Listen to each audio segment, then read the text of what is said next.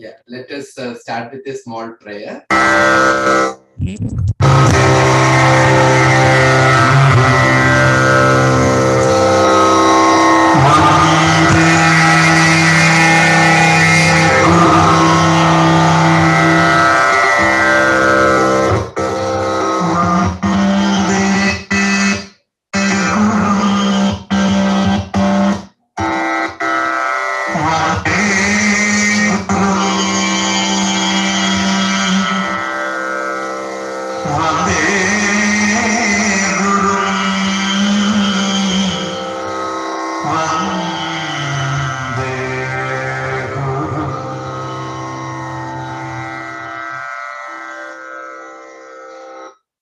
Guru, let us have a small video.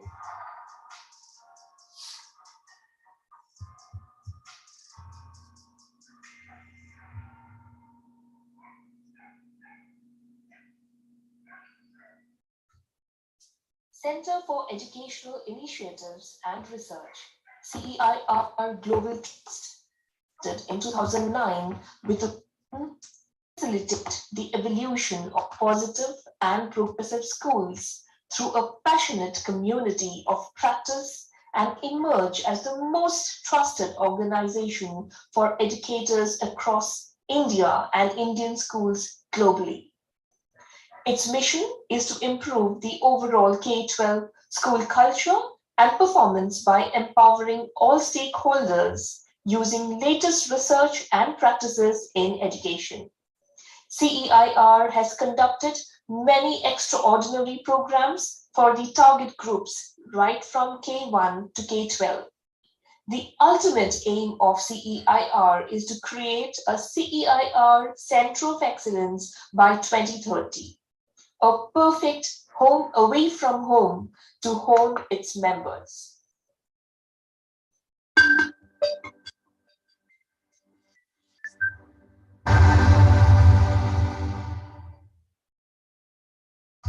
My success is my handwriting.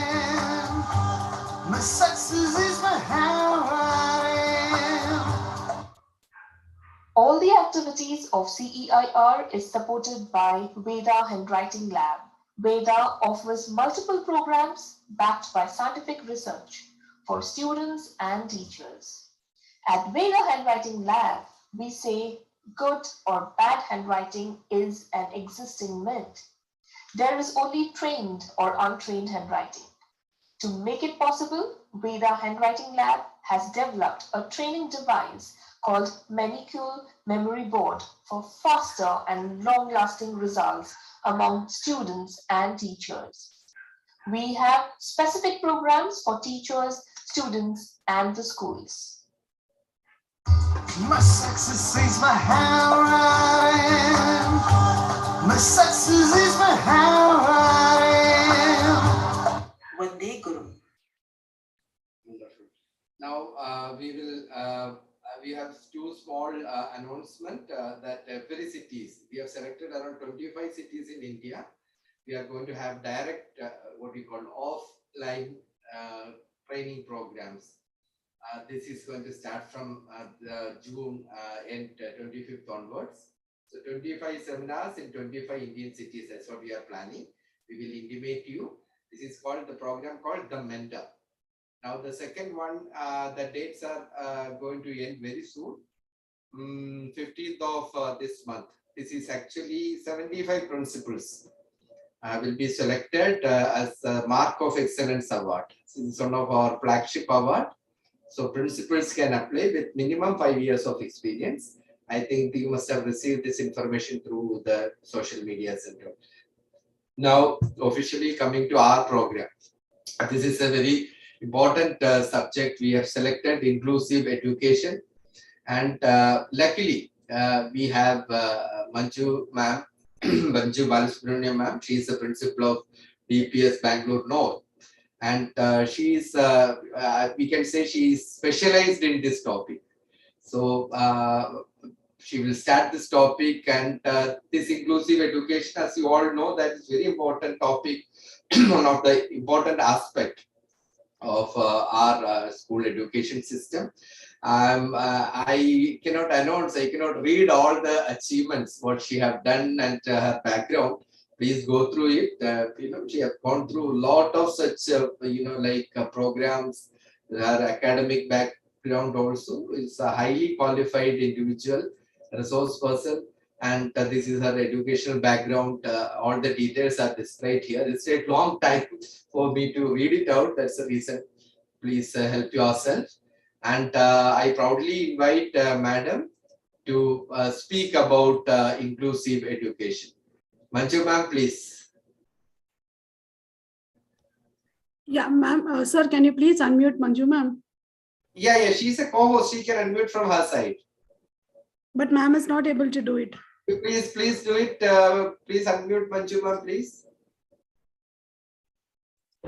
Couldn't find her name.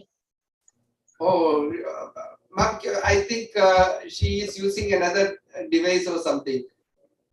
Can you just find out, or I call her and find? Manju ma'am is there. Yeah. Her full name is Manju Balasubramanyam.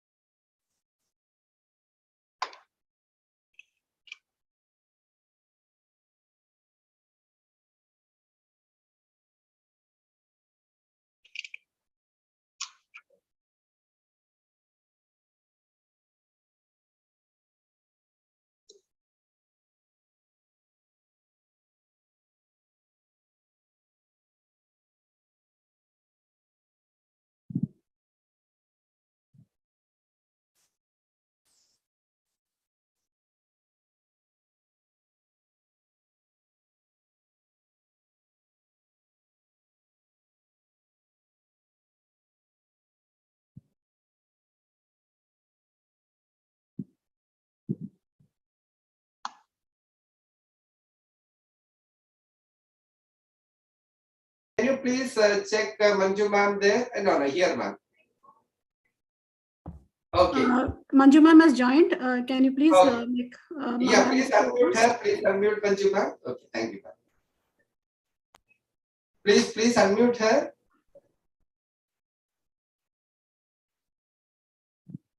Manju ma'am is there. Yeah.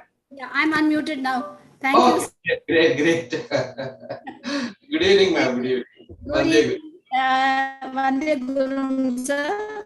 Good evening, everyone. And technology also puts a thank my son from the office, Mr. Ishaq, who's been very, very patient. I'm here in school on a Saturday with the evaluations happening.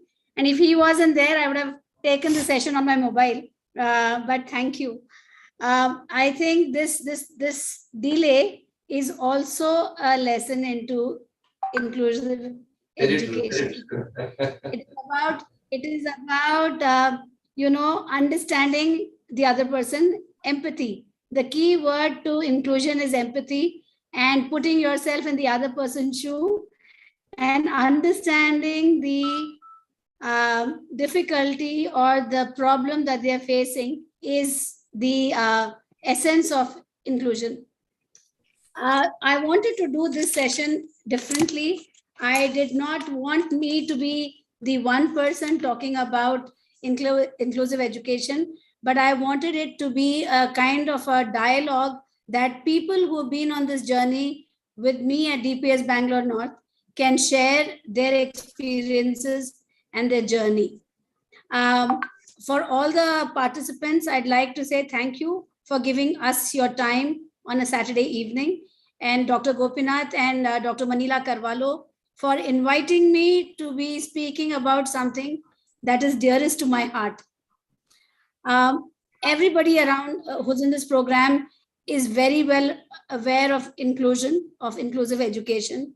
They're very, very comfortable with NEP 2020 and SDG 4. So there isn't much that I will bring to this session that you don't know, but we will certainly bring out some of the aspects that we think as a school is key to inclusion. The word inclusion finds its root in the word include. And the word include just means get everybody in, embrace, envelope. And when you think of this word include, or when you think of envelope, or when you think of embrace, there is a warmth to it, right? Similarly, when you think of the word education, it finds its root in the word educia, which means to draw out. Draw out what? Draw out the potential, the strength that is in the person who is seeking education. In our cases, as people in schools, it is to draw out that potential, that strength in the child. And many times, this strength or potential remains hidden or invisible and does not get noticed during the entire schooling years of about 15 years. And that is exactly the essence of inclusive education, to include every single child into the embrace of schooling and to ensure that each and every child finds her or his strength in the process of learning. The 4 pillars of education that the UNESCO gave and that all of us are very familiar with is about learning to know, learning to do, learning to live with one another, learning to live together, and learning to be. Right? Again, inclusive education is all about this. It is so vital that in the process of being inclusive organization or inclusive school, we learn that it is not about independence, but interdependence, that we learn from one another's strengths and from one another's hope. The NEP 2020 is such an amazing document that when we look at it and when we look at the key aspects of it, and one of the key aspects of it which matters to today's session is equitable and inclusive education. It talks about this n number of times. When I look at the NEP, I find the word equity, equitable, diversity comes so many, and inclusion comes so many times. It talks about access. It talks about equity. We all know that equity is not the same as equality. Providing the same opportunities does not give every child the ability to learn. So can we provide the necessary scaffolding? Can we provide the necessary support that every child needs to learn? One of the most beautiful aspects of the NEP is also moving from mass learning to personalized instruction. It talks about it. Another beautiful aspect of the NEP is it talks about education not having any hard separations, not having a prescribed format. A child does not necessarily have to go to a formal school. The child can go to a formal school. The child can go to a non-formal school, like an open school like the NIOS, or the child can go to homeschooling. And all this is acceptable and recognized by the Government of India, Ministry of Education. Now, that is the kind of flexibility that children and schools need. The NEP 2020 is also extremely aligned with the SDG 4, that is education, which is the core of all other SDGs. Only if you have SDG 4 that is strong, vibrant, robust, can you achieve the remaining SDGs. And so we think that the NEP is an ideal document for us to achieve the SDG goal by 2030. Now for India, it's even more important, and I say this in every meeting, because we will have the world's largest youth population, which means we need to prepare children for a tomorrow where they will just not remain in India, but become global citizens. And one of the ideas of schooling is to provide every experience that the adult world will offer in the school. And if schools are inclusive, and if children see diversity in their years of schooling, 15 years, they are going to be very empathetic citizens of tomorrow. They're going to be world leaders that will see the goodness in others, the strengths in others, will also understand others' problems, not the world that we are seeing today, where the world is at war with one another. And therefore, India, more than any other country in the world, has this duty of preparing schools that are inclusive, that look at inclusive education beyond disability. And again, I want to come back to NEP on this. The NEP now doesn't say that inclusion is only about disability. It talks about socio-economic disadvantaged groups. It talks about gender, male, female, and other. It talks about geographical identities, children coming from remote corners where there is no access to education. It talks about disability.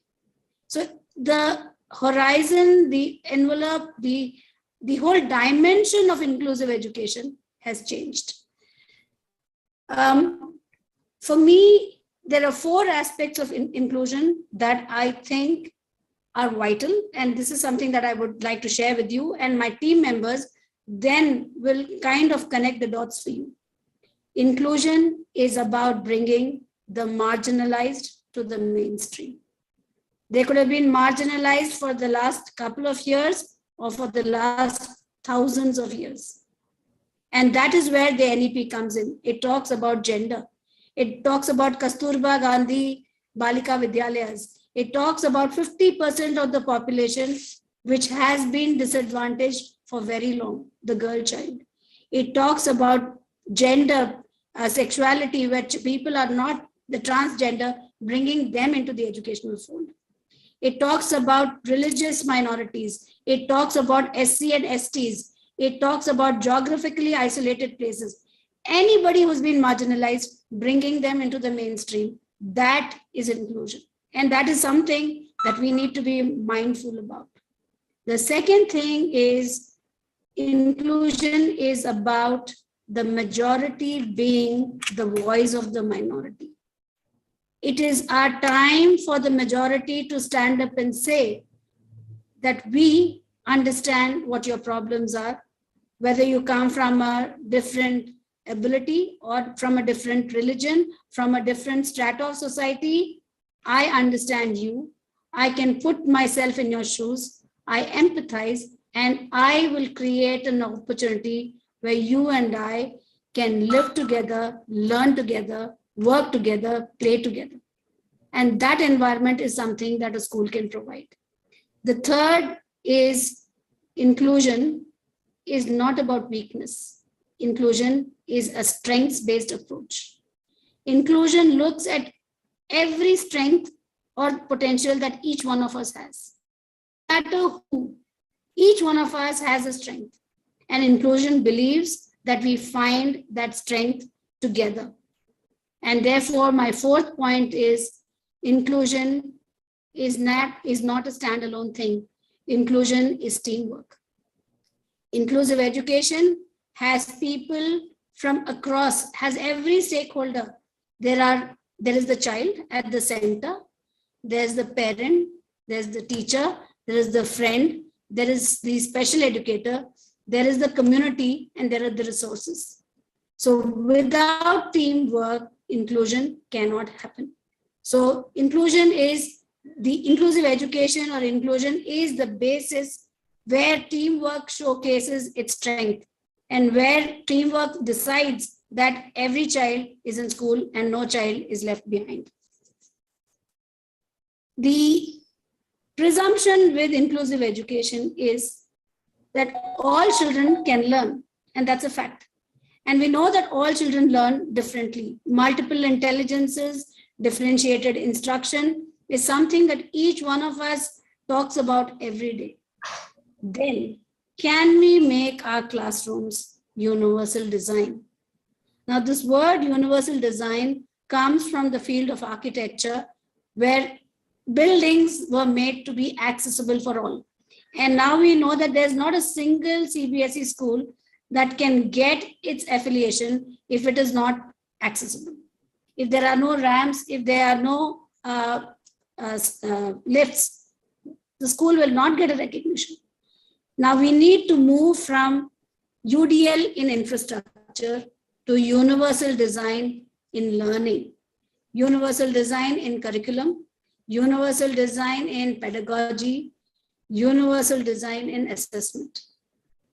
And the CBSE, I've been a CBSE student and now as a CBSE teacher, I find that it is one of the most progressive boards in terms of curriculum, pedagogy, and assessment, taking care of differential needs of children.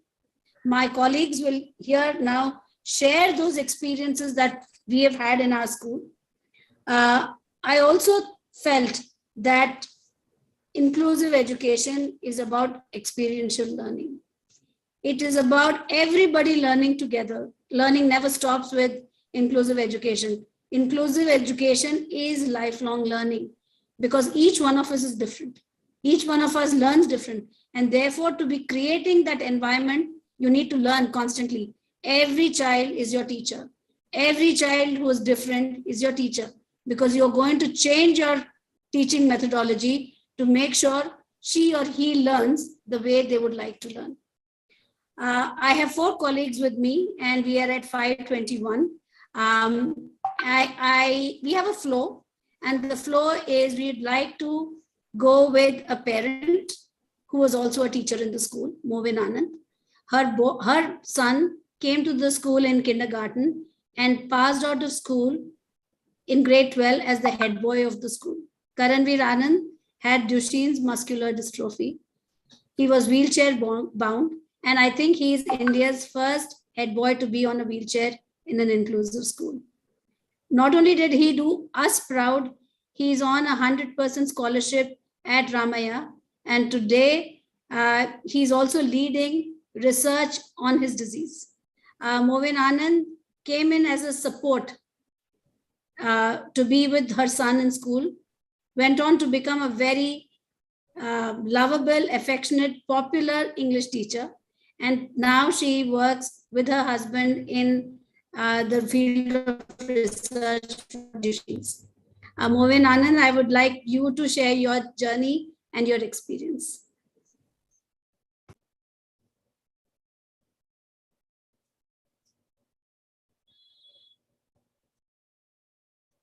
Movin, are you here? Ma'am, I think Movin's signal is very weak. Like that's what she has messaged. No problem. Honey, we will go with you. For all the participants here, while I shared what Karan did, Karan couldn't have done half of what he did. Half goes to his parents.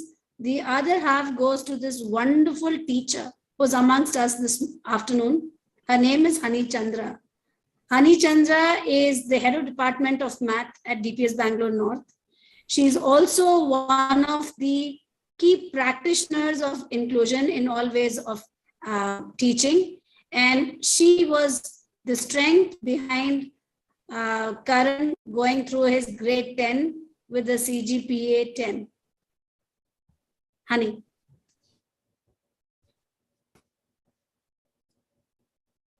Honey, you can go ahead. I hope that everybody is able to see my screen and I'm Yes, ma'am. Yeah.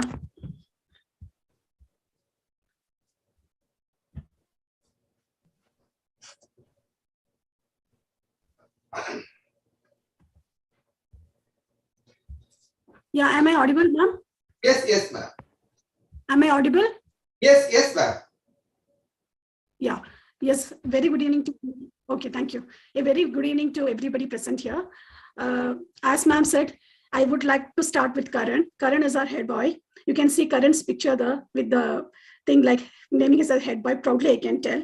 So this is a prefectorial board. So I would like to start with a quote today. A leader, true leader is the one who decides to lead regardless of all obstacles. So as I said, as Manju ma'am said, Karan has rewritten history by winning the title of school head boy on his own merit. So like he's suffering from muscular dystrophy and he's in wheelchair. But because as all other contestants, Even he has fulfilled all the criteria. I can proudly tell he has fulfilled all the criteria like voting, academics, co-curricular, loyalty towards the institution, everything he has achieved, and then only he became the head boy. So when I continue with Karan, I can tell a leader is the one who knows the way, goes the way, and shows the way. As Sir said, we have a lot of things to talk about Manju ma'am and the inclusive setup at DPS Bangalore North. The main thing what we all feel proud as a teacher and a faculty, like we felt like Manju ma'am has won national level award in 2017-18, and that is ma'am has got it towards the contribution towards inclusion. Ma'am never denied an admission in DPS Bangalore North. Everybody who has approached her, in a smiling face, she always tells, yes, we are the teachers are the with you. I am the with you. We will work as a team. So that is a proud moment. I am in DPS since past 15 years. I can proudly tell as a leader, under the able leadership of Manju ma'am, I have done a lot for the school under the inclusive setup. When we talk about the classroom as a teacher or a coordinator, we have a lot of advantages also in the inclusive classroom. Our school is truly inclusive. We can divide, there are a few techniques to lead with the classroom. So we can divide the team in smaller groups and teach them. We can give the supportive system in whatever aspects they need it. And we can reduce stigma, that is maintain the friendship, just reduce the stigma of disability, able to help students to build confidence. That if they feel that I'm confident in doing something, that is a very positive approach towards them. Effective use of resources is also one of the main things. So we can modify the classroom, we can modify the teaching strategies according to their will. Thus, the main thing is individual education program, IEP. We give importance to each and every child at DPS Bangalore North, and we give, I can proudly tell that we give whatever is their needs, according to the needs we'll be working on.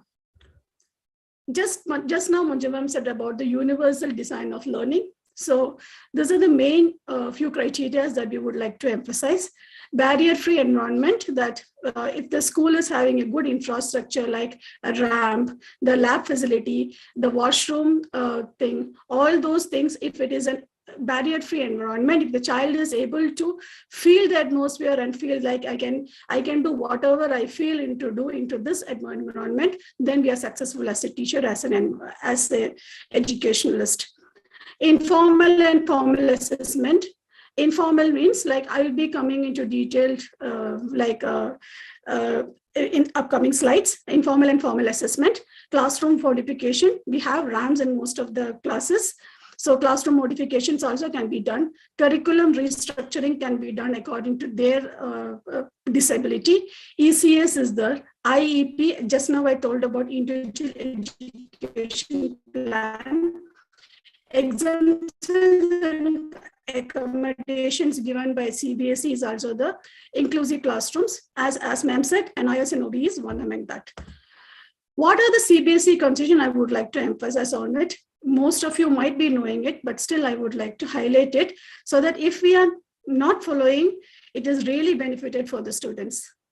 So here, CBSE being sensitized, we all know the CBSE board, and sir has also conducted so many CBSE workshops calling Manoj sir and team. So here I can tell CBSE's accommodation and concession. CBSE is always a student-friendly board. The CBSE being sensitized to the need of disabled students is extending several exemption and concession to the candidates with disability as defined in the Right of Persons with Disability Act. I hope you all have read it, PWD Act, which has been launched in 2016. It is having 21 disabilities. So based on that, CBSE also has given a detailed thing. I will just show that also at the end of the thing. So CBSE also has given a detailed thing about that. So students availing the exemption and concession should approach the CBSE, because as a school, we will not be able to do it. It should be approved by the CBSE authorities. The request should be supported by relevant medical certificate. Relevant medical certificate, that means we should be going to one of the government hospital or RCA recognized person. Then There are a few more documents. Upcoming slide shows that there were a few more documents so that the concessions can be given to the child. That exemption can be given to the child. If the child is not good in mathematics, science, or SST or second language, we can go for exemptions. Only those students will be considered for exemption concession in which relevant documentation, that is relevant category, has been entered during the registration. So when we are doing the registration for 9th and 11th, we need to select the subject after getting the approval from the boards. How we are going to identify the CWSN child? Like if it is in earlier stages, that is from nursery to UKG, students are identified through class observation by the counselors, special educators, and occupational therapists. In few cases, class teachers only identify the students as well. And in speech delay, hyperactive behavior, lack of sitting tolerance, and other behavioral symptoms noticed, then informal assessment is done and later recommended for a formal assessment. If it is in a sittings, the counselors will be able to do it. Counselors will be calling the parents, and what need to be done, the counselor will be advising the parent and doing the needful. If not, if it is required for an informal, after an informing assessment, because the class teacher will be identifying it, informal assessment will be done by our counselors. Then if needed, we'll be sending them to the formal assessment, that is RCI recognized person. There is an alternative class for children for UKG based on assessment and feedback. So that is a small group, and we will be having teachers who will be assisting them. In 3rd to 5th also, ECS we call, is extended curriculum support, will be given to the needed students. From 6 to 8, remedial class, that one-to-one support we are giving. As special educator, we have like nearly 15 or 16 special educated in our school. So like one-to-one support is given to those children, those who are really required. Remedial support also is being given. The students informally will be assessed, and if required, as I said, formal assessment will be taken over by the recognized person. Exemption and concession, we will be applying like in the grade of 9 and 11, so that 10 and 12, it will be easy for the child to get good marks as well. The students are identified by then and are sent to the formal assessment. As I said, Rehabilitation Council of India registered person can do it. In the government hospitals also, they are doing it. Exemptions of mathematics, as I said, the child is feeling very difficulty in learning mathematics, SST or second language. Then, like as a teacher, I cannot give exemptions. Only the certified person can be given exemptions, and we have to send few documents to CBSE. When we are sending the documents to CBSE, there is a paper, there is a form in the CBSE site. That form need to be filled, and the class teacher's letter need to be there along with the parental acceptance. All three together in the school letterhead, we'll be sending it to CBSE, and CBSE will see the things. Then the CBSE will approve it through the site, or CBSE will be approving to the principal's mail, or they'll be intimating the school. In our school, we are giving computer application, home science, and painting as the alternative subject. So if the child is not good in maths, the child is good in computers, we are giving computer application. Or if the child is really good in painting, we are not forcing the child to do mathematics, we are giving painting as the subject. So the child is also enjoying the studies, and we can do our best for the child. And there is alternative question paper or separate question paper is also being given for the visually impaired, like for the figures and all, if they're not able to see properly, the alternate question paper is provided by the boards itself. Nowadays, Braille question paper is also provided for a visually impaired child.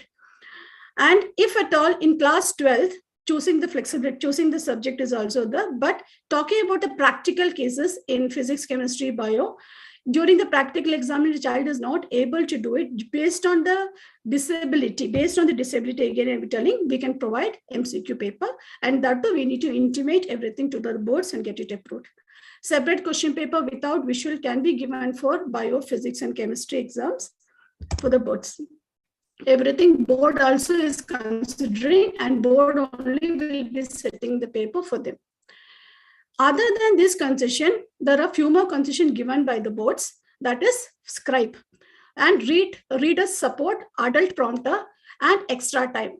Scribe means if the child is finding difficulty in writing, then the scribe will be given. Reader support means if the child is finding difficulty in reading the paper, a reader support will be given. The one who is getting a reader support will not be able to get the scribe. There is a certain duration also, like suppose if scribe is writing the paper, the CBSE, like the child itself can go for a scribe, or the center can go for a scribe. Center of them, they can go for the scribe, or the child itself can go for a scribe. If the child is going for the scribe or center is going for the scribe should be 1 year younger than what the child is writing the examination. Suppose the child is writing class 10th examination, the 9th standard child will be the scribe. Suppose the child is writing 12th examination, we can have a 11th standard child writing the scribe. Reader support also is like that. Adult prompter also, that is only for autistic kids. So extra time is based on the paper. If it is a 1.5 hours duration paper, 30 minutes is given, like that till 3 hours duration is being given by the boards. If the scribe reader is provided by the exam center, as I said, qualification should be more, that is minimum qualification should be the exam what the child is writing should be the minimum of the level. If the child is bringing this, if the school is providing the scribe also, the child can see the scribe before writing the examination 2 days in prior.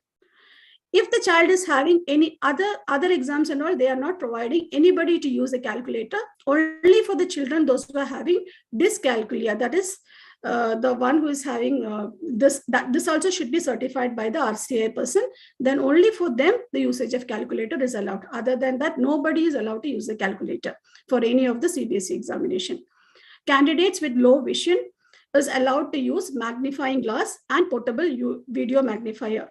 In our school, we had one case, XYZ, like the child was not able to see the board. I was the subject teacher. I was teaching her maths, but she likes maths a lot. So she said that I like maths and I like drawing the figures. She had a portable, like a tab.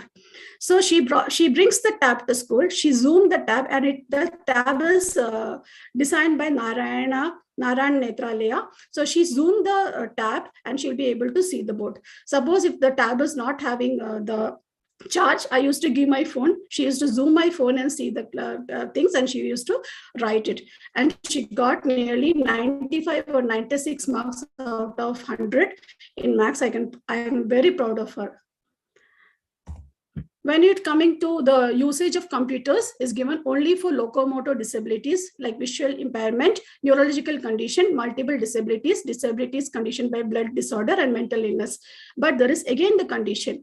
In this, the internet facility should not be there. And that should be first, we need to intimate the center superintendent, whoever is in charge, and the computer department will be checking the laptop, then only they'll be allowed to use the things. Otherwise, they will not be able to use the computers. Extra time, as I said, it is based on the PWD Act and concession also, as I told. This awareness program is really, really important. This is the awareness program that we have done it in DPS Bangalore North.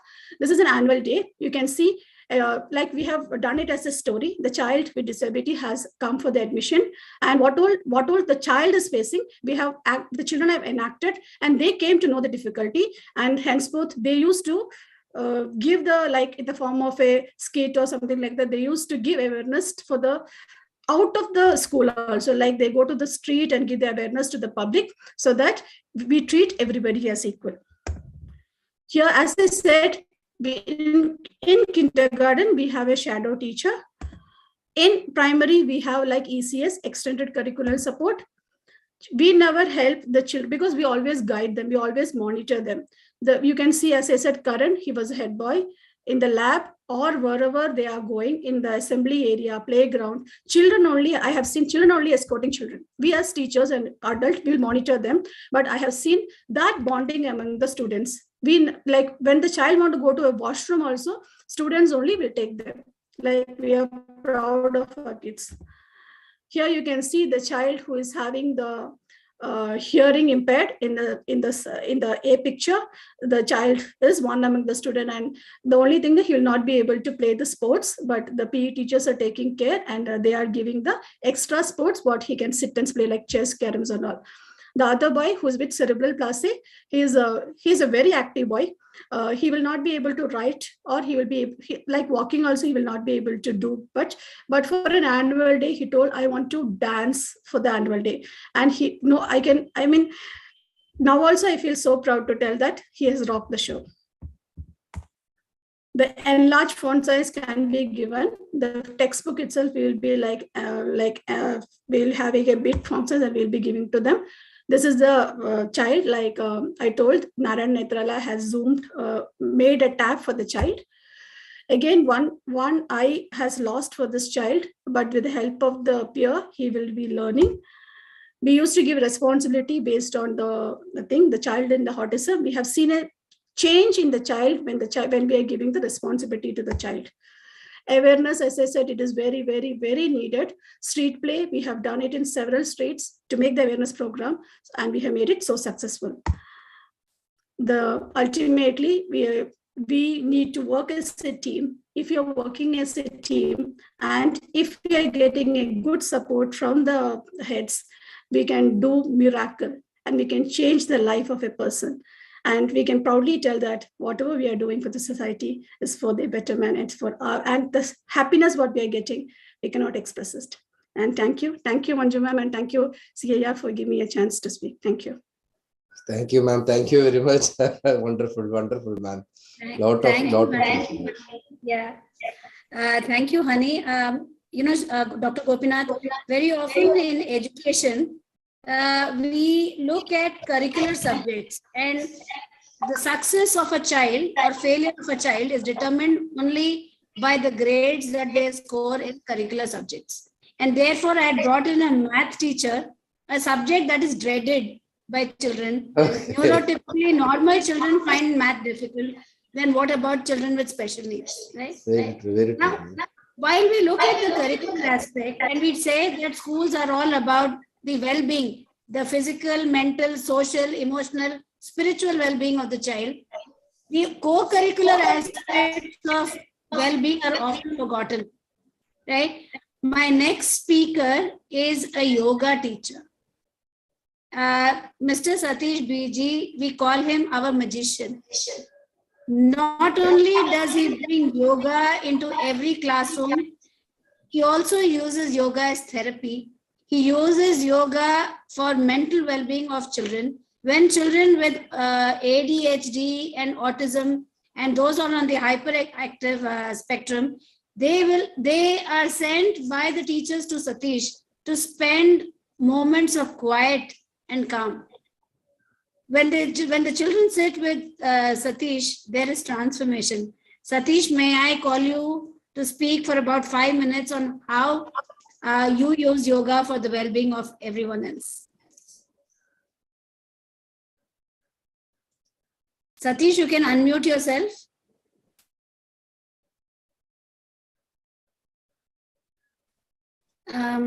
I think Satish is having a little difficult time joining in. I will call him into my room. But, yeah, now he's there, ma'am. He's there. Yeah, Satish. Yeah. Abhavu Purushakaram Shankuchakrasidarinam Sahasrasrasham Shvetam Pranamami Patanti. Good evening, everyone. I like to say few stories. What yoga can do to the students who are really want to change and want to show their strength to the world. This story goes back around 4-5 years back, or more than 6 years, 5 to 6 years. There was a boy who had a problem with squint eyes. Squint eyes is not a problem, but the pupil, the iris will be always moving. So what happens? We come to notice how we can help this child to do it much better. So we have 6-7 yoga teachers in the school. It's a huge team. So we discuss how we can we took permission from coordinators and parents. First period, every first period, the boy used to come to the teacher, sit and practice Trataka for the eyes 6 to 7 months. So by that 7 months complete, it was January, February exams finished. So academic ends and finishes. By the end of academics, parents brings a letter saying from the doctor saying that there is a 22 to 24% change in the eyes. Fine. The next academic start and he practices, continues the practices by himself. Doctor says he can sit in the first row of the bench where he can see without using specs. The boy used to wear a high level of specs, specs to see. Even used to sit in sometimes very near to the board and to the to watch what's written in the green board. So this is one example. And one more thing, there was a girl who took who was very flexible. She was showing interest. She was taken few exempted from the few subjects. We noticed that she has some ability to where she can participate. She participates state level, nationals and international competitions. Every year there is a competition happens in Pondicherry, 4th to 7th Jan. She participated in international competitions. In DPS, participation is most important than winning. The child went on the dais of international yoga festival in Pondicherry. She participated and she came with very good confidence level, and she was not left alone. A group of girls will be there surrounding. We don't see any child, we didn't see she's something very other than separate from any other one. She is one among everyone. Whenever you go to the classrooms, we see only one, that there is a students, not he or she, or there's a problematic child. We see only students where we can help and come out and show their strength to the world. So see, this is one thing. And most important, third one is one of the boy used to type and not write. So type from the laptop and listen and type it on stories notes. He was always not ready to talk. You had made only one or two friends, maximum one friend used to talk, sit quiet. Once or twice he came to your classes. He could not speak. He was much not very open up. By of the second or third month of your classes, he made the friends with the whole class. And he was the first person to come and be in the present in your classes. And he was the last one to leave. He was so happy to do yoga asanas, because we don't force any kid, or we don't do, you have to do it. So no atat na balat. We only practice, teach, so that every child can practice sincerity to them. It's a regular practices. So yoga asana is not only doing it standing a headstand or anything. What each child can do, we don't make him to stand separately. You can't know. He'll be sitting in his place. What he can do is ability. The most what we have, what we think is if he lean, is very flexible. If he is very plumpy, no. Whoever our body is, their strength, flexibility, they can do. So these are the few stories of tons where yoga have changed their life. The people have come out of the DPS North, they have become yoga teachers. There are yoga teachers. They come out with very, very not good background of the thing. I do not want to use that word poverty or anything, but the child have raised from very hard work. Yeah, he and she both have become very hard work yoga teachers. They are teaching there, and they are ready to even give help. So they are ready to teach. They are ready to do. So these are the changes what students can become from best out of best. These are the few stories I would like to say. Yoga is a therapy. We are running for maybe physical issues or mental issues, where they can come out of their problems. They'll be having their own pressures. So your classes, we take it very, very, very interesting way, where they can practice on their own. Saying this, thank you everyone. Let yoga can be used as a therapy, and we can do wonders to every single child who can bring magical to their own life and their family members, and they're happy. That's what I would like to say to come to your classes. Thank you, ma'am. Thank you, Satish. Satish sir brought out how inclusion is a strength-based approach. Well, nobody is forced to do anything, but children are given the freedom to find their own strengths. And I think one of the things that I want to bring to the participants here today is when we say we are inclusive or we practice inclusive education, there are two aspects of inclusive education: active inclusion and passive inclusion. So when we say we are passively inclusive, we say yes, we're inclusive. We give everything. We have a ramp, we have lifts, and the child who's on the wheelchair is taken to the PE ground, is allowed to be there, and he maintains the scoreboard. When we ask our children, is that what they want to do? And they say, no, we want to play. We don't want to maintain the scoreboard. Give us a game that we can play. And that is what people like Satish, our PE department, our art department, they ask children, what would you like to do? And then we tailor a curriculum that fits their needs. And that is why I spoke about teamwork in the beginning. Inclusion is a teamwork. Very often in the mindset of people, they think inclusion is only the special educator. And there are very few special educators in the country. If you want to be truly inclusive, the entire team needs to understand the basics of inclusion. And then with the support of the expert in the special educator, formulate personalized education plans that can get every child to see their strength. On this note, I'd like to invite our special educator, Aisha Imtiaz. Manju ma'am, one small request, ma'am. Actually, there were some issues with our, Zoom. The people were not able to, no, we had some, issues with our Zoom. Actually, nearly 1,000 people can join, but after 100, it struck. So we rectified it, and I believe more than 50 plus people are watching in the YouTube. So if they can, I'm just informing, now that problem is resolved, they can join soon. That's it.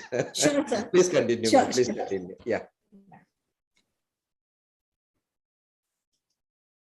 Aisha, you can go ahead.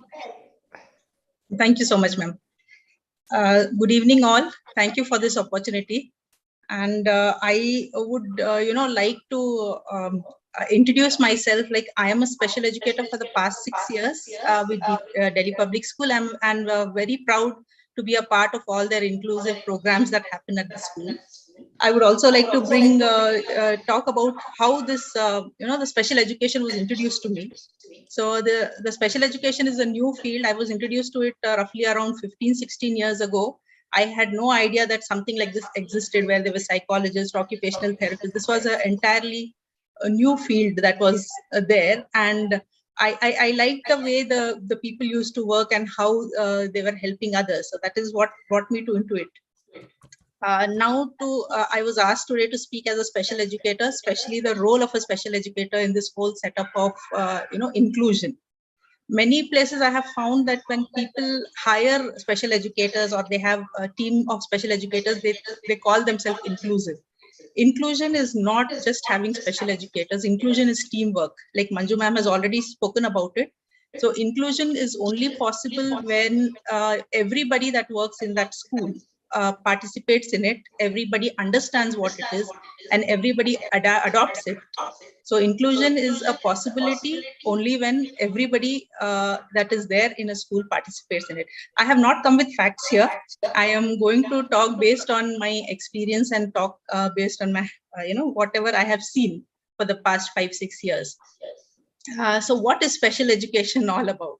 I recently had a parent who told me that when I asked them to go for therapies outside, so they were like, when we went to a special educator, they teach like normal teachers do. They don't have any special gadgets or something that that makes them different.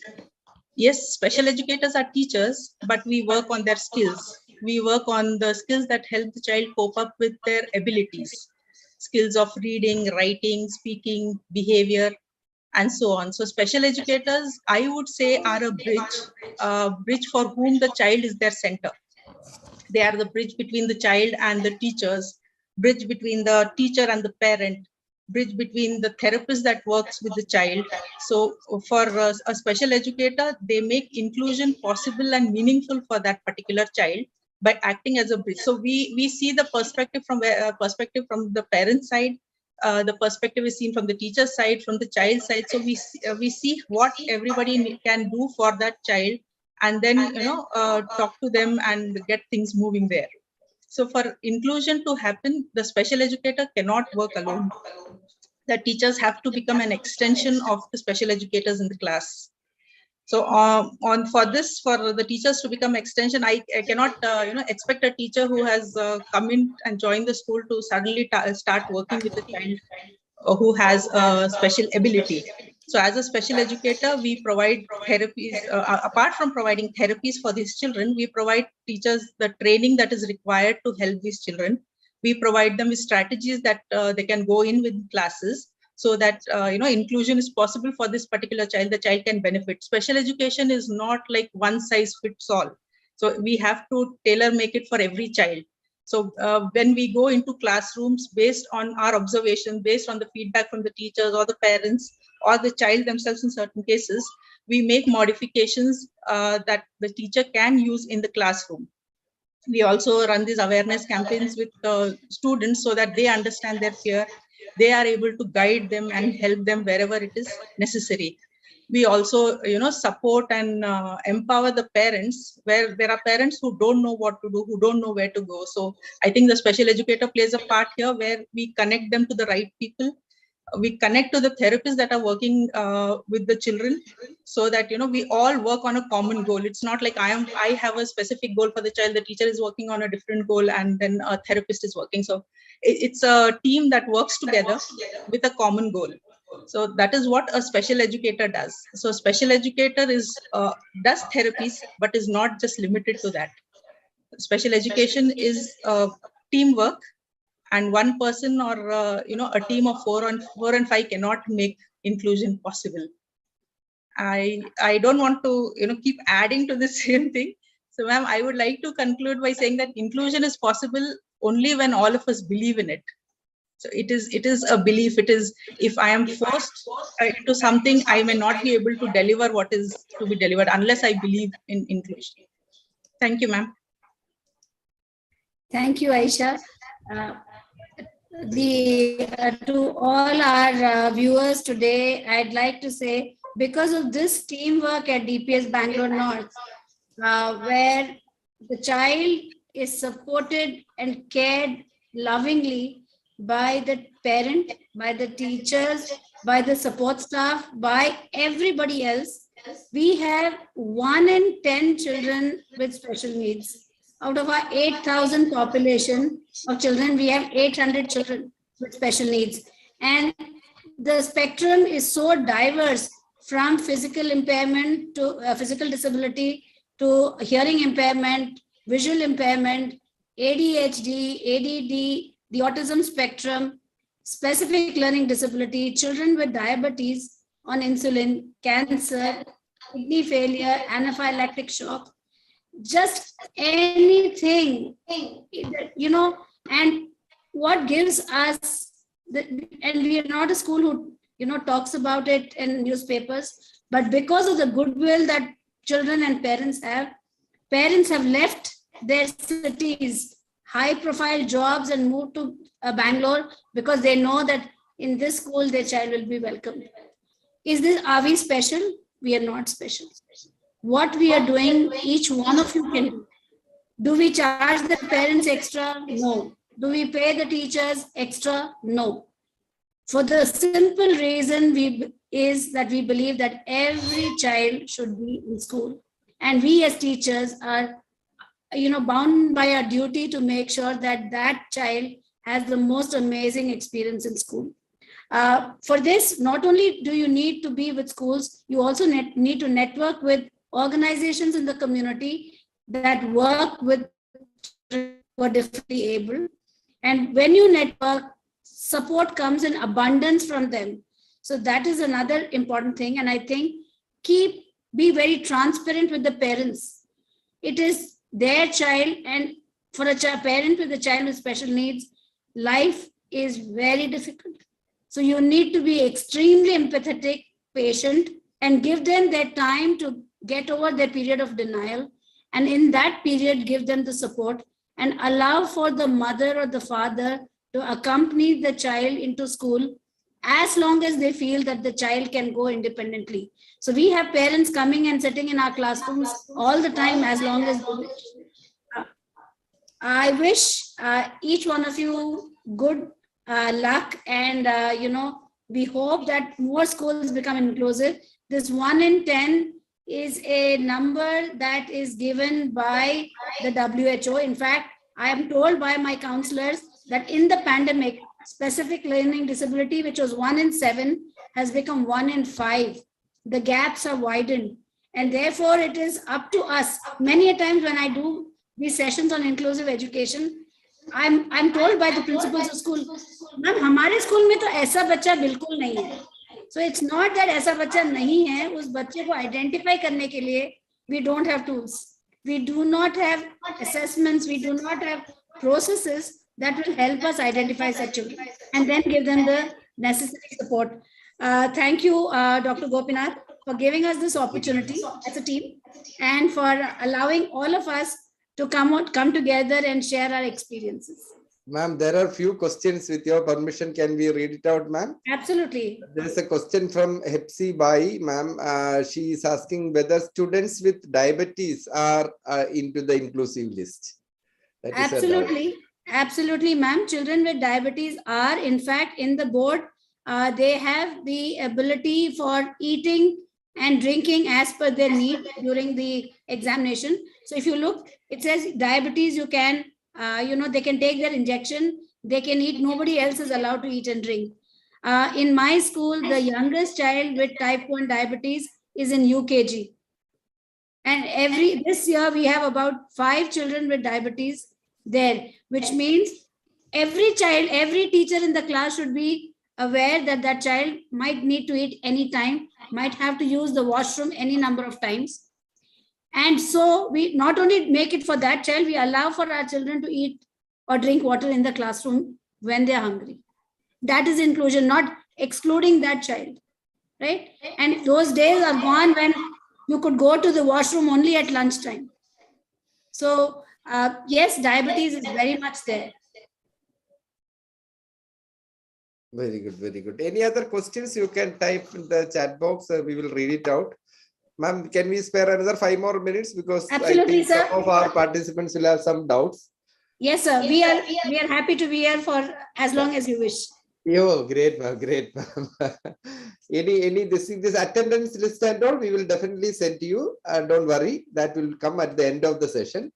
Thanks for reminding us. Then questions, anything is there, please type in the chat box, or if you want any question to any answer from, because you are, getting this a rare opportunity. Okay, so if you have any doubts, if it helps the children, please ask this. We can spare another. Yeah. Sweda ma'am was asking, do students with medically recognized disorder like anxiety disorder included in inclusive education? Somebody with anxiety disorder, kind of. Aisha, would you like to answer that? Sure, ma'am. Yes, we do have children who have anxiety disorders. So we have, we have counselors with us who constantly meet them, who are counseling them, and the child is always allowed to come out of the class whenever the child feels anxious or is uncomfortable in the class. And one of the team members is always available to speak to them. And I'd like to answer on behalf of the board that in case there is from the government hospital or from a psychiatrist or from an RCI recognized person that this child has anxiety disorder, then in the mental health parameter, these children can be given a separate room. They can be allowed to take the exam with whatever support the board gives. But everything has to be followed with very strong documentation. Ma'am, again, Hepsi ma'am asked one more question about the diabetic child. What help can be provided? We have one child in class 4. Parent is given permission to come and give insulin in the afternoon. Every teacher encourage that child. She is very sweet and smart. It's not a question, but again, it is a compliment. This thing, the parent is permitted to come in the afternoon and do yeah. Most of the areas, children who have hyperactive children. What about the children who are hyperactive? Aisha, I'd like you to take that as an expert. Yes, we do have children who are hyperactive.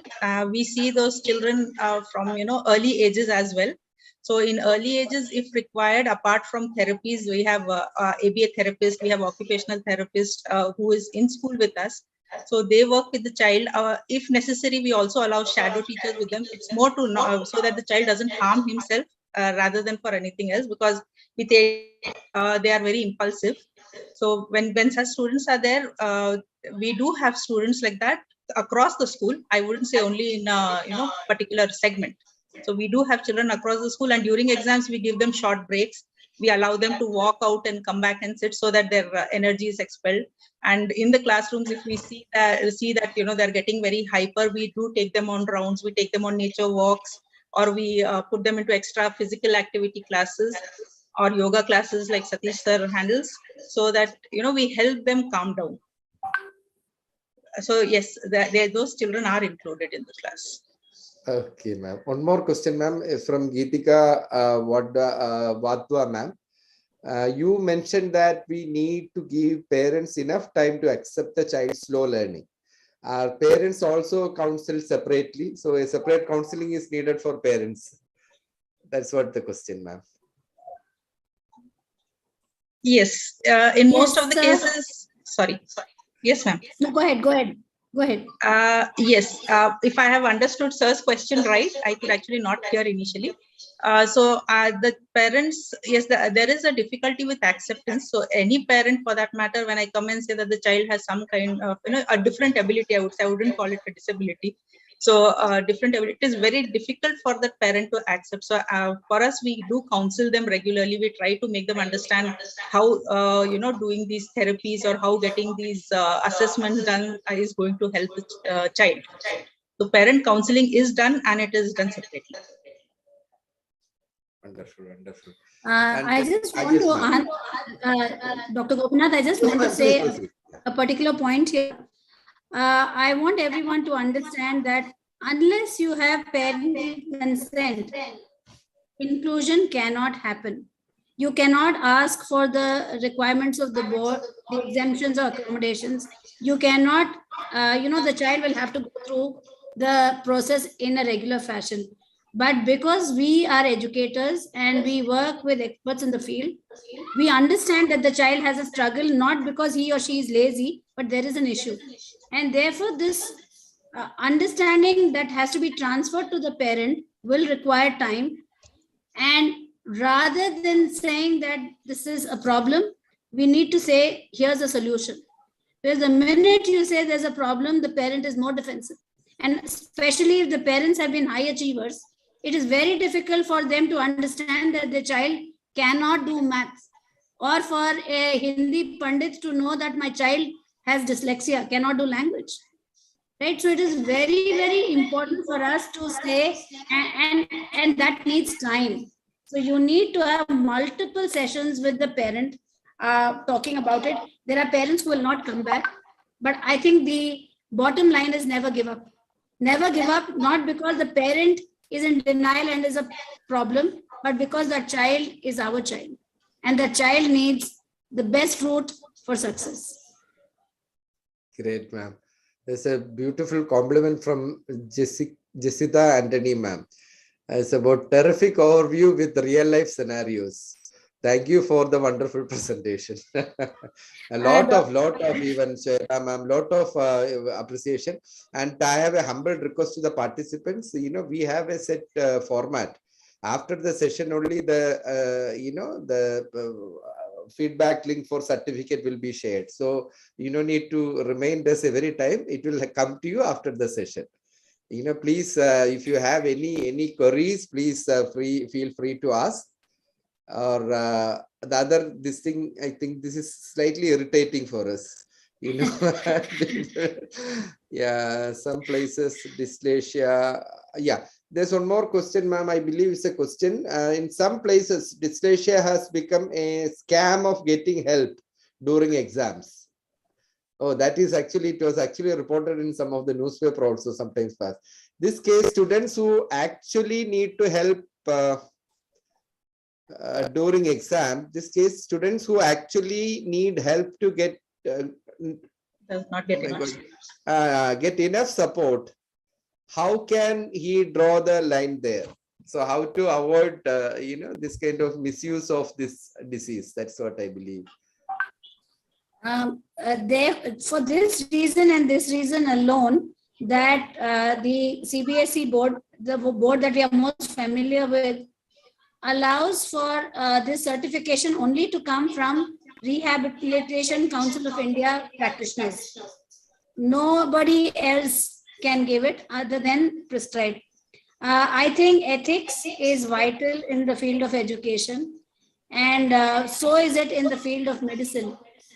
Sometimes people misuse it, but I think many times when we tell the parents that you need to go to Spastic Society, they are in a hurry. They say the Spastic Society wait is so long, we will go to someone who's a private practitioner, but their certification will not allow, because many times these kinds of malpractices do occur, right? So therefore we need to be very, very aware of the thing. And if you have a special educator in school who's already done the first level of screening, knows that there is a problem, and again, this cannot happen in the 10th standard. The board doesn't take it. You have to have it in the beginning of 9th. Yeah. You can break a hand and have someone scribe for you, but you cannot have dyslexia you can suddenly not become dyslexic in grade 10 in the month of December. It doesn't happen like that. There has to be, the child should be struggling with language right from primary school. And that kind of an evidence is required. Ma'am, I would like to add here that whenever we send for assessment, there is a letter sent by the school. So it's not like any parent can walk in and go get an assessment done proving that the child has dyslexia. So like ma'am said, there is an informal assessment done at school. Only after the school counselors and special educators are convinced that the child has a difficulty, a letter is given, and the letter can be taken to any RCA registered place. So we are not very particular about it, but then the letter from school does go with it. What about a child with epilepsy? Renuka ma'am, you've asked this question. You have a person who had epilepsy sitting in front of you, talking to you. I had epilepsy as a school child from age 11 to age 21. Right? Now, again, I could move with epilepsy just because of good teamwork. My mother informed my teachers and all my friends that I must take my medication on time. And if I had a seizure in school, what they needed to do.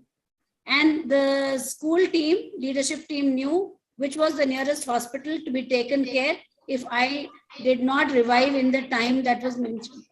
So epilepsy is also there. It is also in the 21 disabilities. And there is provision for children with disability, with epilepsy, to be in a regular classroom and to study regularly. No problem at all.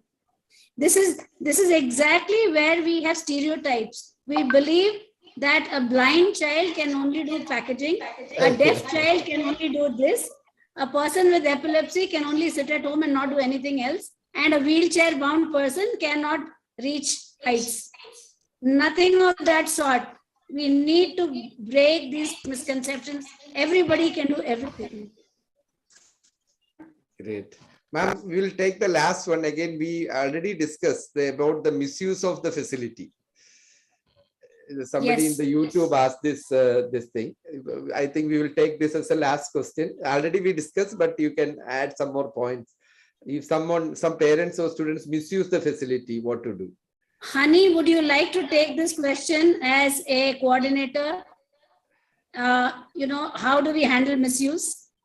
Yeah, actually, sir, till now we have not come across such cases because we are identifying these cases start from the beginning. And after taking the feedback from the teachers, we are forwarding the cases to the counselors. Counselors do informal assessment, and after doing informal assessment, we are forwarding the case to the formal assessment team. So till now, we have not come across such situation. Everything was in that particular cycle only it's happening. Like identify. Yeah, Honey, thank you.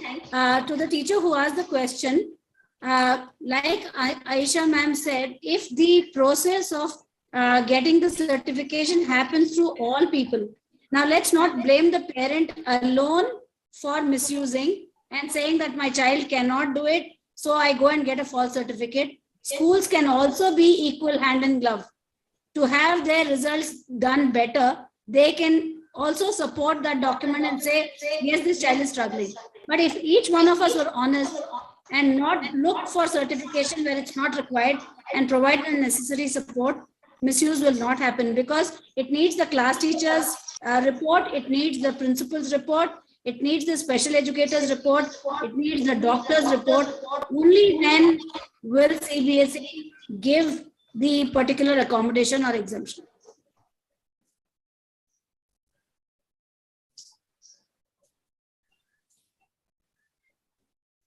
I think, ma'am, no more.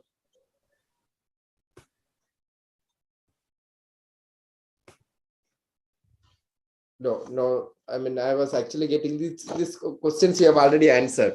So I'm getting some messages. This we have already answered. I think the time, ma'am, I think we must say thank you to you first, and a wonderful team members. This is not a theoretical know-how we have shared. And I would like to share a very important, interesting message to some of our participants today. I got a message that after seeing ma'am's poster in some group, somebody messaged me and asking ma'am's WhatsApp number. Usually, we used to cross-check, then give the number. Then I did the cross-check, and meanwhile, the gentleman was actually sharing. He's actually a director of a school, and he was asking, I've heard a lot about ma'am's services, and my teachers were talking a lot about her. So please share this. This is what actually, the biggest happiness you get out of your service. This what makes us irritate about somebody keep on reminding about the feedback form. Like the link to get the certificate, it irritates because this platform, this 344 sessions doing it, I didn't even miss a single session from the beginning to end. It's not that we are jobless people. We are engaged in our own activities. We are doing this for our people. Look at the comments we are getting. Excellent session. This is what we want. Not simply don't this thing. There is a process after the program. We will automatically, the link will come. It's all preset. Okay, it will come. You don't need to remain us. It is not actually a good sign of an educator, to be very honest. We have to gain maximum knowledge out of it. Knowledge is power. And unless, especially for teachers like us, every time we have to keep updating ourselves. If you don't update, somebody was telling last time, in one of the seminar, we will be evicted out from the system if we are not updating. This is not a small, easy job which we all are doing. We are doing the most, difficult job, I may say, molding human beings. It's not an easy thing. You can operate a computer, that's easy because it's all set. Only you need the commands. But molding a human being is not a job. It's a tedious activity. That is a wonderful job we all are doing. Please do update your knowledge. We will also keep, supporting you with some of the sessions like this.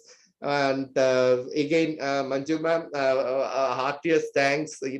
This, the moment you educated us, you have shared some of your knowledge.